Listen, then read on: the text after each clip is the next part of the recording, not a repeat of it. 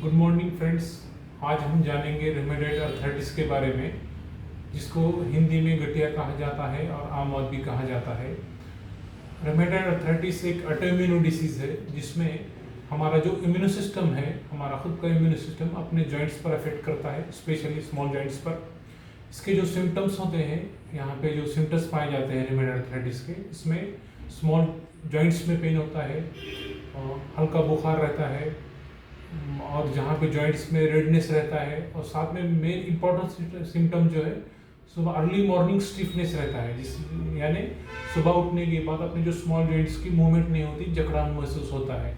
ये जो है रेमेडेड अर्थराइटिस सिम्टम्स पाए जाते हैं। अगर आपको इस तरह के सिम्टम्स हैं तो आपको डॉक्टर की सलाह लेनी चाहिए और इसके लिए कुछ इन्वेस्टिगेशंस करना चाहिए, जाके आपको पता चले कि आपको गठिया हुआ है, रेमेडेड अर्थराइटिस हुआ है।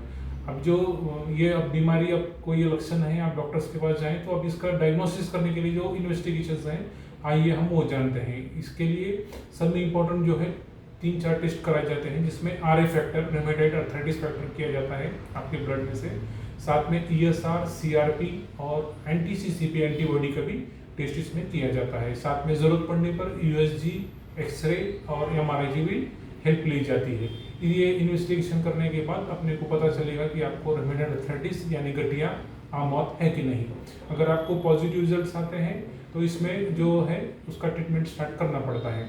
इसके जो कॉजेस हैं, अब आपको तो पता होगा, आपको ये सिम्टम्स हैं, इसके कॉजेस भी आपको मैं बताता चलूँ। इसकी कॉजेस हैं, मेन कॉजेस है जेनेटिक फैक्टर्स भी इसके रिस्पॉन्सिबल है होने के लिए, साथ में इन्वायरमेंटल फैक्टर्स जैसा कि आप रिस्पॉन्सिबल है, आप स्मोकिंग जो करते हैं पेशेंट्स, उसमें भी ये डिसीज़ पाया जाता है। स्पेशली फीमेल्स में ये 30 साल के, जो 25 साल से 50 साल के जो लेडीज़ होते हैं, उनमें भी ये डिसीज़ पाया जाता है। इस तरह इन हार्मोनल इन्फ्लुएंसेस में भी, इन्फ्लुएंसेस की वजह से भी रेमेडेड अर्थराइटिस होता है। लेकिन अभी तक स्पेसिफिक जो कॉज अननोन है, अपने डॉक्टर्स ने स्टडी करने के बाद ये जो कॉजेस हैं वो फाइनलाइज किए हैं कि ये वजह से रेमेडेड अर्थराइटिस हो सकता है। अब इसकी आइए अब हम इसकी ट्रीटमेंट जानते हैं। ट्रीटमेंट में 2 पार्ट होते हैं। स्पेशली अगर आपको अर्थराइटिस है तो आपको एलोपैथिक, साथ में आयुर्वेदिक ट्रीटमेंट भी कराना काफ़ी लाभदायक होता है। एलोपैथिक ट्रीटमेंट्स में आपको दिल से कोई ट्रीटमेंट्स नहीं करना है, डॉक्टर्स के पास जाके आपको इलाज करना है। एलोपैथिक ट्रीटमेंट्स में हम सब में पहले उनको NSAIDs देते हैं, यानी पेन किलर्स देते हैं, साथ में स्टीरॉइड्स का इस्तेमाल, रैशनल स्टीरॉइड का इस्तेमाल किया जाता है। उसी के साथ DMARDs यानी disease modifying anti rheumatic drugs का भी इस्तेमाल किया जाता है, जैसे कि मिथोट्रेक्सेट है, लेफ्लुनामाइड है और सल्फेजोलाइजन है। इसके साथ ही JAK इनहिबिटर्स और बायोलॉजिक्स ड्रग्स का भी इस्तेमाल इस बीमारी के ट्रीटमेंट में किया जाता है। बहुत ही लाभदायक में इसका ट्रीटमेंट होता है अगर आप डॉक्टर के पास ट्रीटमेंट लेंगे। इसी के साथ आयुर्वेदिक में भी इसका बहुत बेस्ट रिजल्ट है। आयुर्वेदिक में जैसे कि महाराष्ट्र नाली का है, सिंहानंद गुकुलु है, साथ में दशमूल है।